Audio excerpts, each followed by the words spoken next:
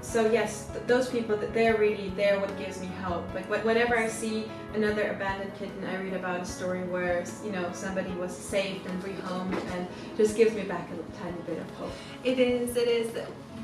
What we see sometimes is devastating, and there are a lot of sadness, but you just need the stories here and there of the positive, and it just fills your heart back up. Yes.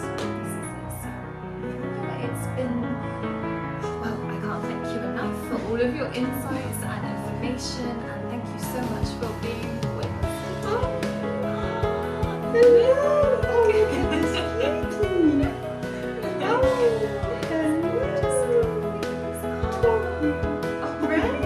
And then we hear about stories like the two of you.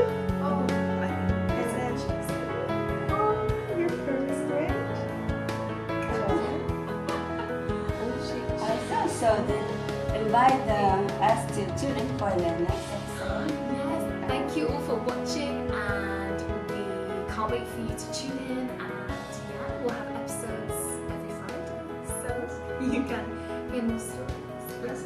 Thank you for listening. We will now go and follow with some kittens. Absolutely.